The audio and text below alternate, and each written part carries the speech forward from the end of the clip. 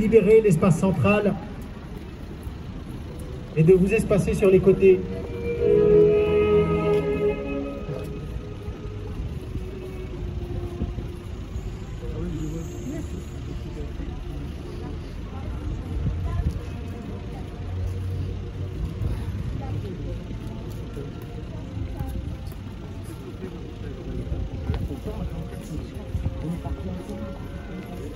On est partis ensemble, c'est possible.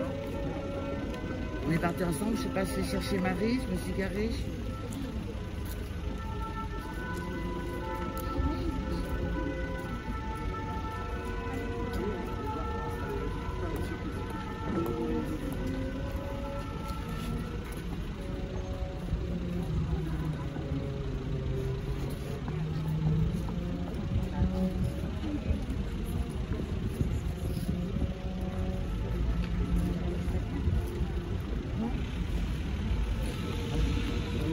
Qu'est-ce qu'on se verrait là-bas?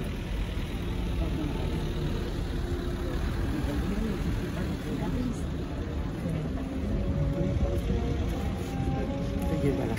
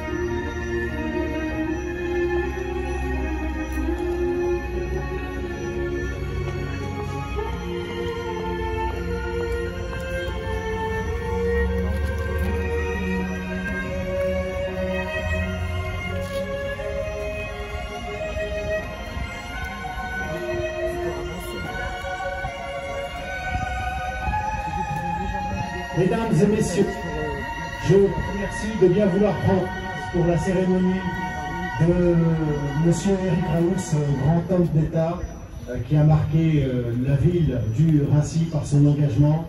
Et je vous remercie à nouveau de bien vouloir respecter les règles de distanciation sociale, même si nous sommes aujourd'hui extrêmement nombreux à vouloir lui rendre cet hommage amplement mérité. Merci.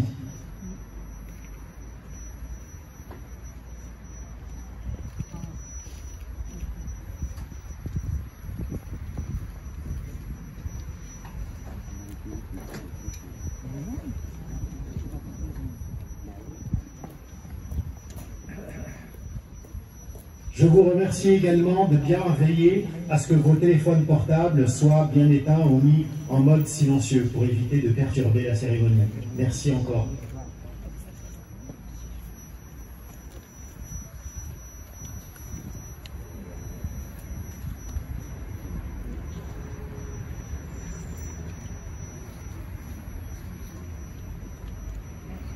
J'invite Monsieur le rabbin Moshe Levin à bien vouloir prendre la parole. Monsieur le rabbin.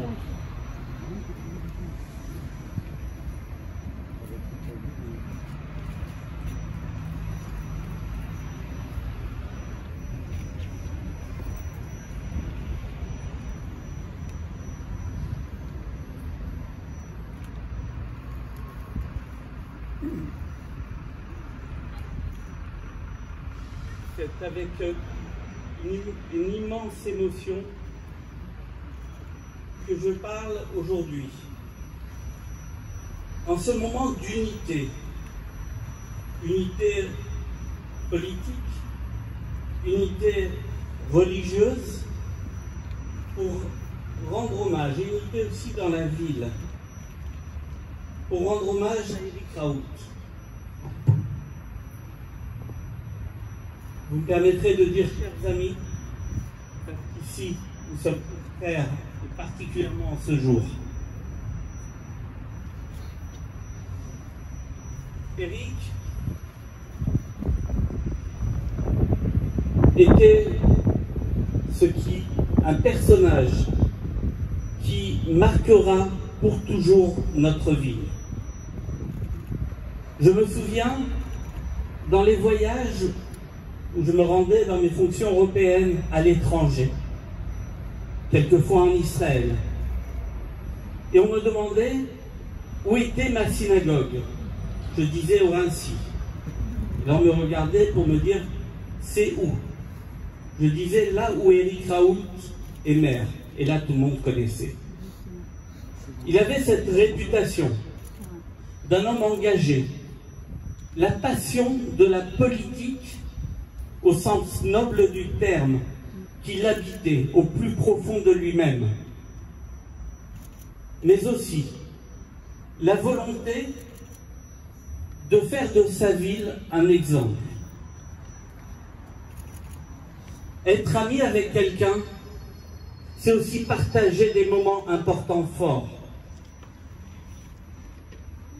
Chacun des moments que la ville a connus, ou qu'il a connus, je les ai partagés avec lui. Au niveau officiel, mais au niveau personnel aussi. J'ai eu le bonheur d'assister à son mariage. Et je voudrais d'ores et déjà présenter toutes mes condoléances à son épouse. J'ai eu le bonheur d'assister aux plus hautes décorations qu'il a eues, notamment la Légion d'honneur par Jacques Chirac, qui témoignait en fait de la grandeur d'âme qu'il était. Il a toujours, à chaque fois qu'il y avait un problème, parce que la communauté juive devait vivre en paix et en sécurité ici ou ailleurs. Il a toujours manifesté un message, une inquiétude qu'on partageait. Et toujours, qu'est-ce que je peux faire de plus? Je voudrais rappeler deux symboles sur cette ville, sur le parvis ici où nous nous trouvons. Premier symbole, à gauche, un olivier planté à la mémoire d'Yitzhak Rabin, après son assassinat. Il avait ce lien profond pour la paix et la sécurité en Israël. Il a d'ailleurs jumelé, parmi les autres villes jumelées, la ville du Rincy avec la ville de Yavne. Nous étions ensemble en 2004, en mars 2004, en Israël, avec une soixantaine de personnes du Rincy. L'autre symbole, c'est à droite. C'est un autre olivier, planté à la mémoire d'Ilan Halimi. Aujourd'hui, on parle de la famille avec Sarah Halimi sans qu'il y ait une parenté. Je peux dire que ces deux éléments, parmi les nombreux autres, sont très symboliques de sa vie. Il voulait la sécurité, il voulait la paix, et il admirait les grands hommes. Yitzhak Rabin était quelqu'un qui lui était très cher. Et au-delà de la politique, je me souviens, Madame la Ministre, quand nous avons accueilli ensemble Shimon Peres à deux reprises. Une fois vous étiez ministre de la Défense, une fois ministre de la Justice. Et je me souviens, nous avions parlé avec Éric, qui le voyait après à l'Assemblée nationale. Shimon Peres était un homme de gauche, Yitzhak Rabin était plus à droite. Et pour lui, c'était la beauté d'un pays. J'avais pour coutume de lui dire « Tu vas plus en Israël que moi ». C'était la réalité. J'étais à son 25e voyage. Et j'avais aussi pour coutume de lui dire, parce que chaque cérémonie à la synagogue, il y participait. Il n'y avait pas une cérémonie qu'il manquait, sauf cas extrême, raison d'État, dans ses fonctions de ministre ou de vice-président de l'Assemblée nationale.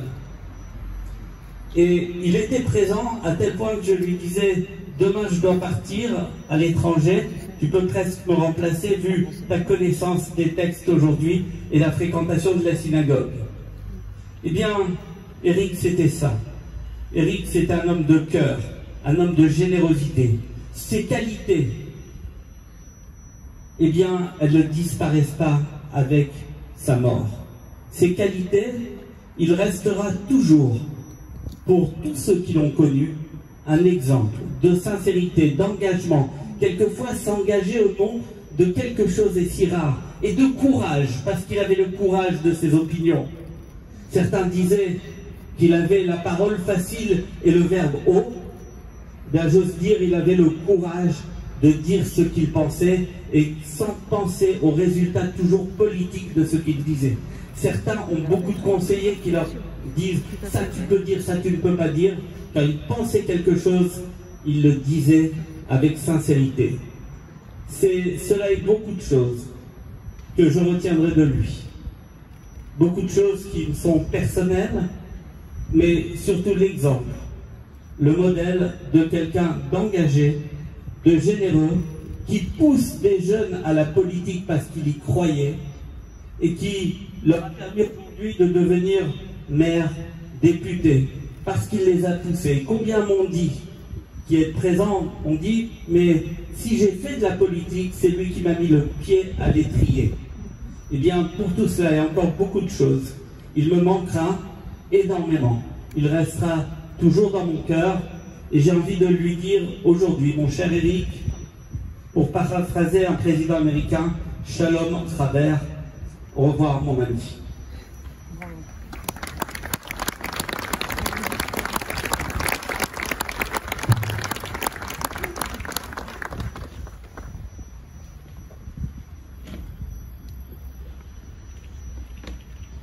Merci, monsieur le rabbin, pour vos précieux mots qui sont, comme à l'accoutumée, empreints de justesse et d'humanité. Je demanderai maintenant à Philippe Dallier, président de la Fédération des Républicains de la Seine-Saint-Denis et sénateur, de venir prendre la parole. Merci.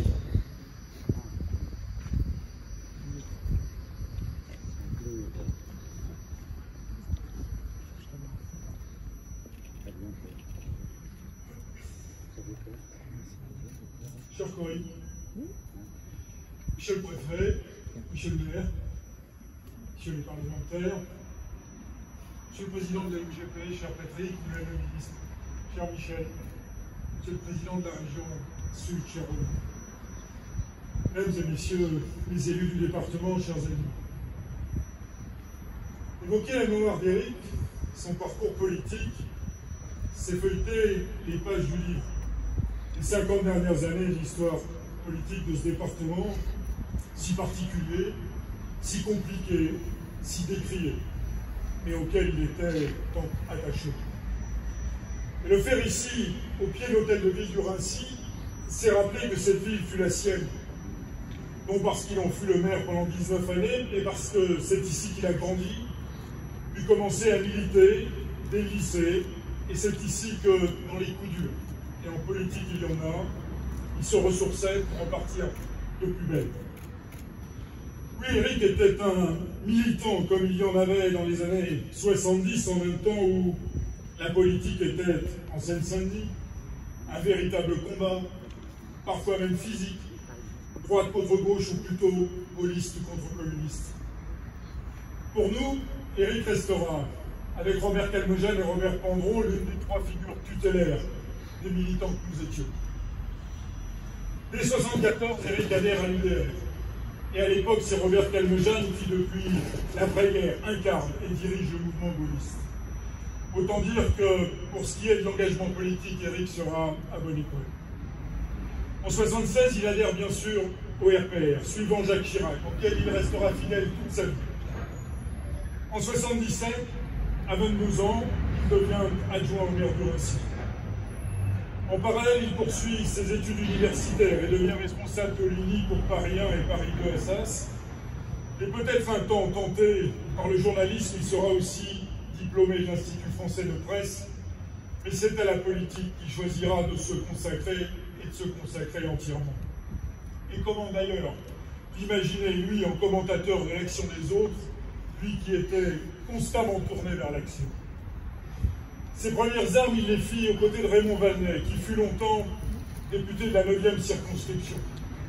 Mais les législatives de 1978 ne furent pas un bon cru pour nos couleurs. 9 députés communistes sur 9 furent élus dans le département, et même Robert Calmejane est inclus dans la circonscription voisine.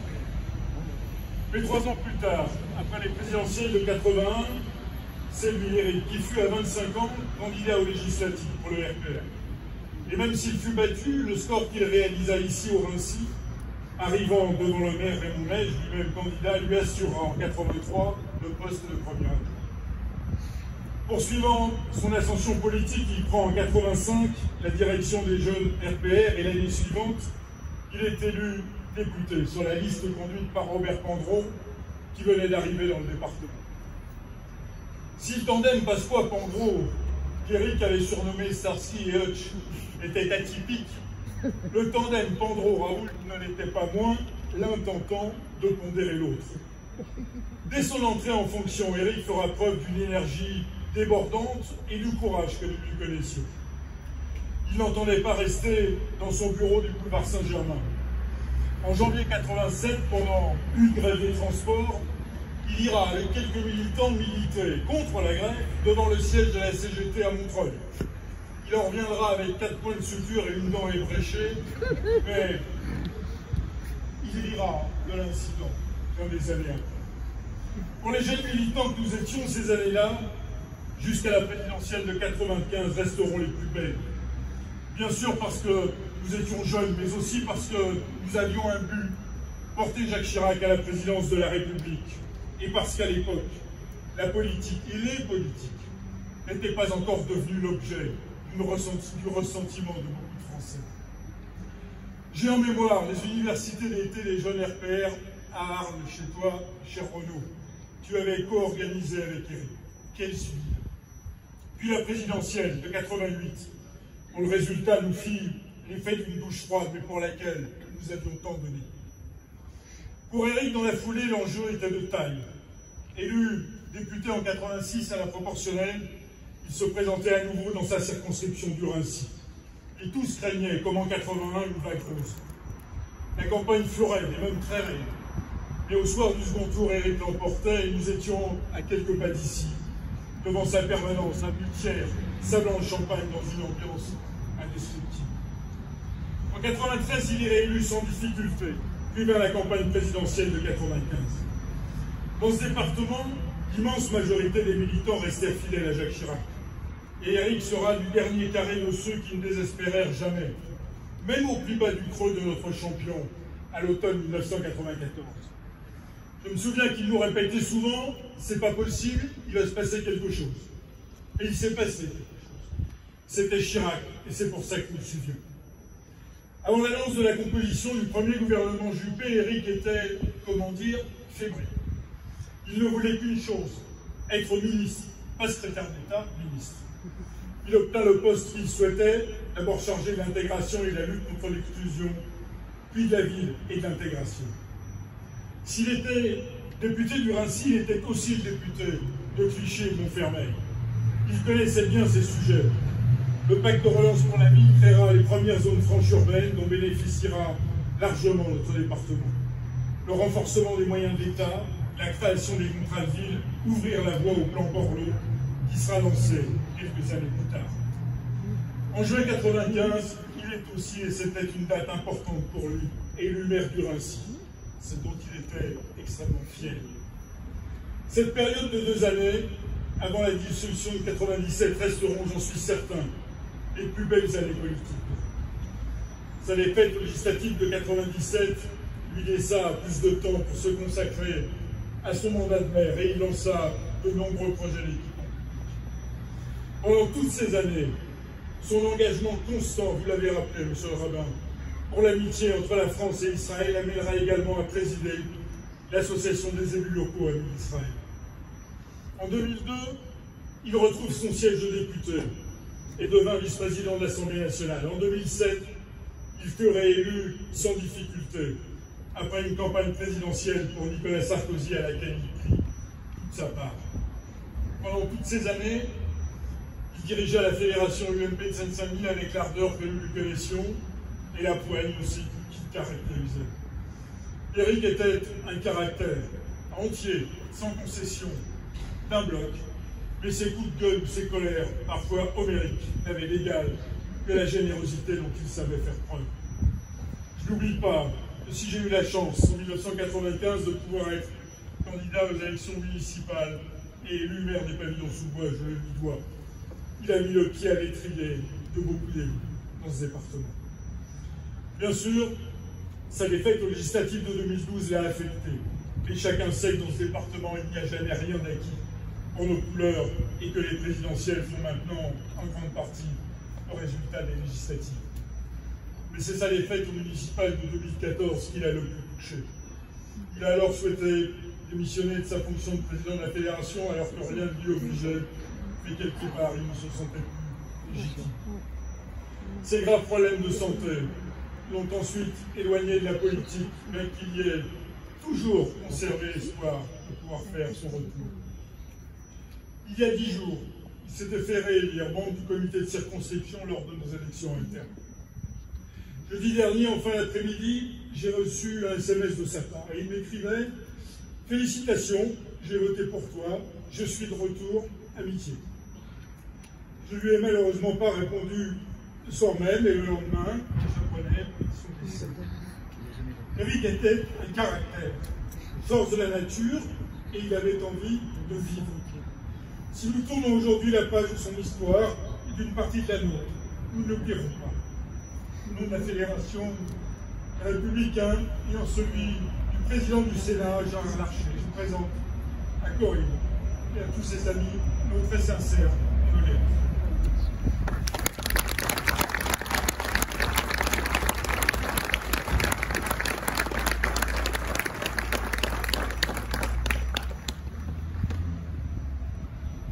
Merci, monsieur le sénateur, pour ces précieux mots pleins d'émotion. Je demanderai maintenant à monsieur Renaud Muselier, président de la région Sud et ancien ministre, de bien vouloir venir prendre la parole.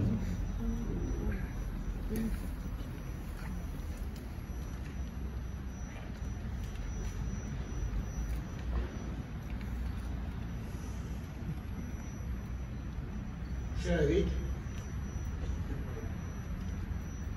chers tous, dans vos grades et fonctions, chers compagnons, que de bons souvenirs me reviennent. Que ces souvenirs, marqués par le bonheur, la fidélité, l'amitié. 1985, les universités d'été d'hiver à l'Alpe d'Huez des jeunes RPR. Se sont enchaînées toutes ces universités et nous avons exercé. Son éclat de rire. Nous sommes devenus amis tout de suite. C'était Eric, cette simplicité, sa bonne humeur, ce rire communicatif qui le secouait de tous côtés. Comme quand il était au perchoir à l'Assemblée en tant que vice-président, nous le faisions passer quelques mots, histoire drôle, moins drôle, marseillaise, ballon. L'université d'hiver aux universités d'été, de la Corrèze, en Terre Sainte, de la Chirac, jusqu'à chez moi en Arles, nous apprenions de nos aînés, nous affirmions nos valeurs et nous choisissions nos arguments. Un travail accompli, efficace et dans une bonne humeur communicative. Nous recevions Michel Barzac, au nom de Michel, Mabel, Beatles. Quand Albin Chalandon, André Sachet, notre indicatif n'était-il pas comme dans le retour vers le futur, le Power of Love, le pouvoir de l'amour? Il y avait, et ils sont là, d'entre eux, Socrates, Alexandre, Marc, Isabelle, Thierry Baudu. Nous étions les bébés Chirac, grandissaient. Eric, c'était l'aîné, celui qui se faisait engueuler pour ses frères. Il était ici, en Seine-Saint-Denis, il était ici dans son fief. Je vais leur rappeler son parcours avec beaucoup d'émotion et il avait conquis de haute lutte un poste de député en 86, puis il a mêlé le récit.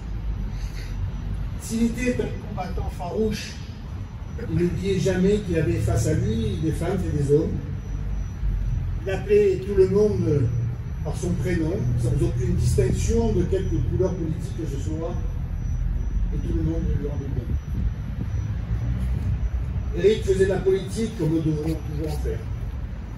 aller devant des autres, parler, changer, s'engueuler, être parfois dans l'outrance pour mieux se faire pardonner avec un air de propos triste sur un plateau télé.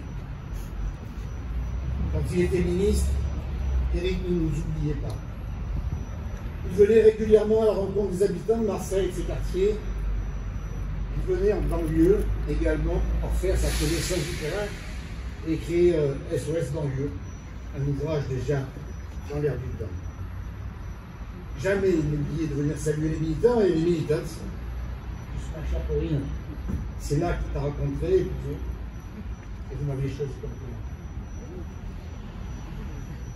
Sa santé, il s'est battu, toujours, sans arrêt.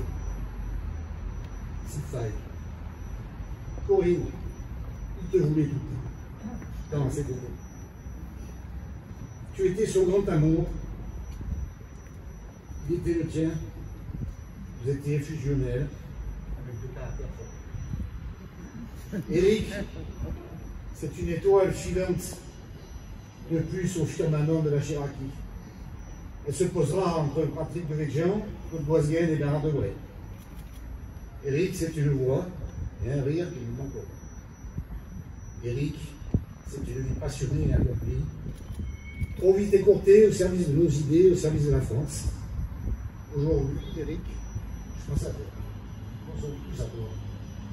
Et je garde en mémoire tous ces merveilleux souvenirs et nous continuerons à vivre pour toi. Avec toi.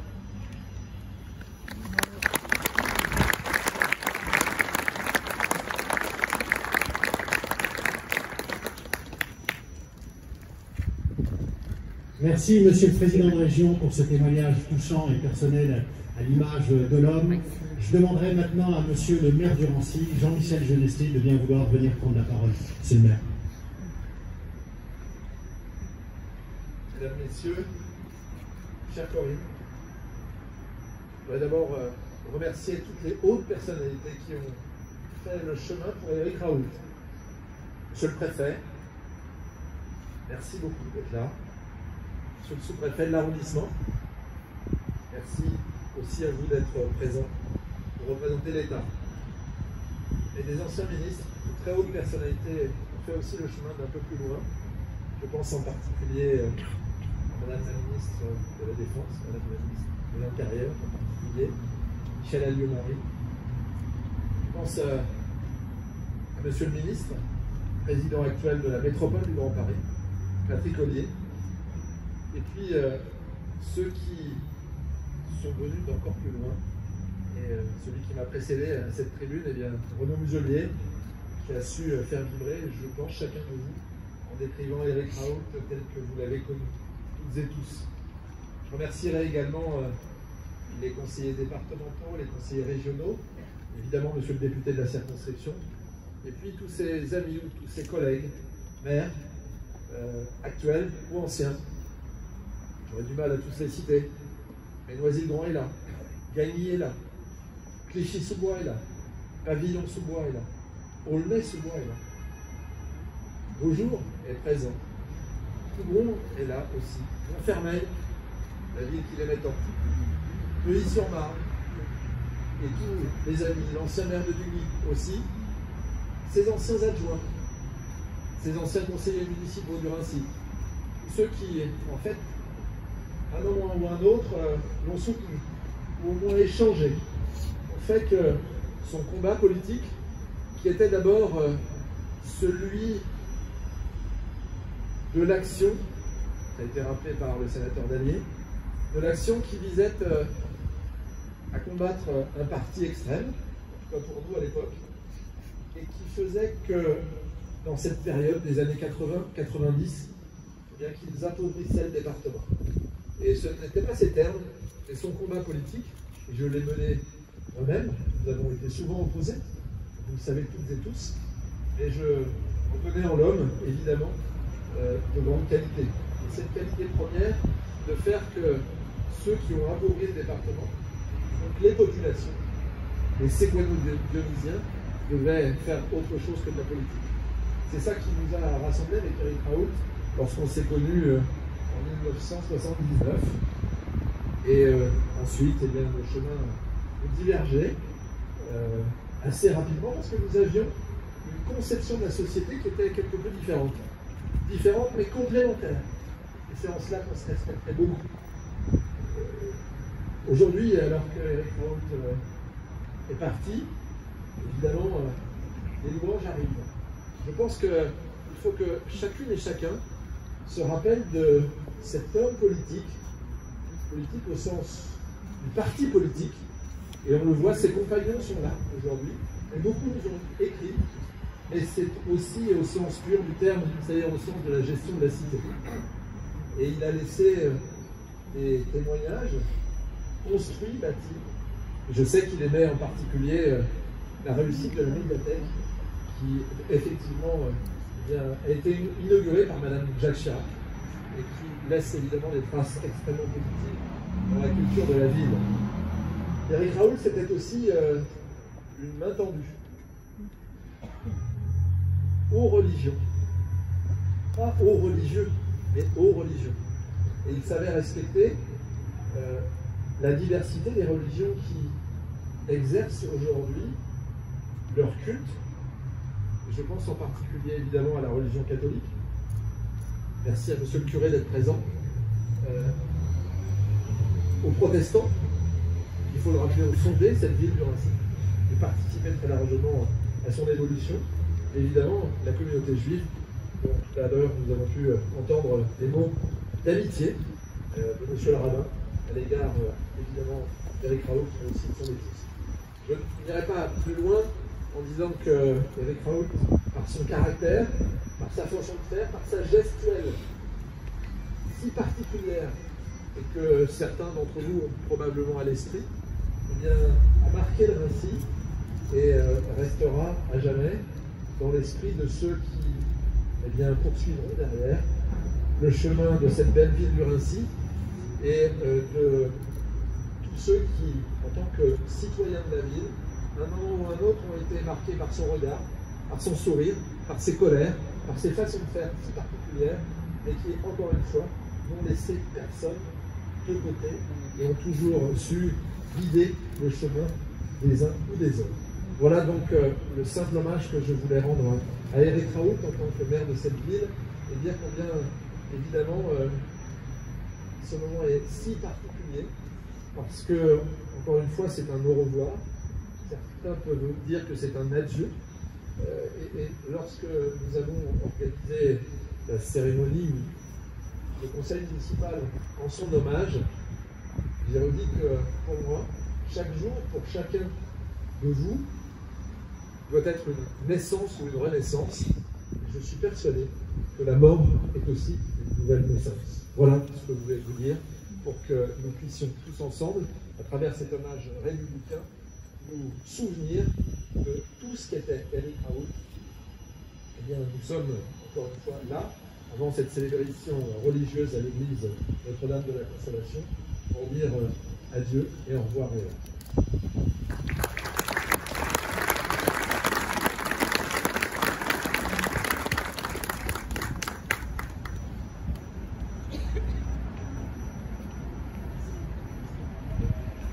Merci Monsieur le maire pour cet hommage qui permet de sceller une véritable union entre chacun d'entre vous, personnalités de différents horizons, de différents territoires sur le territoire national, et également l'union des Rincéens avec ce maire qui aura marqué l'histoire de notre ville. Je vous invite maintenant à bien vouloir respecter une minute de silence en l'hommage de Monsieur Eric Raoult.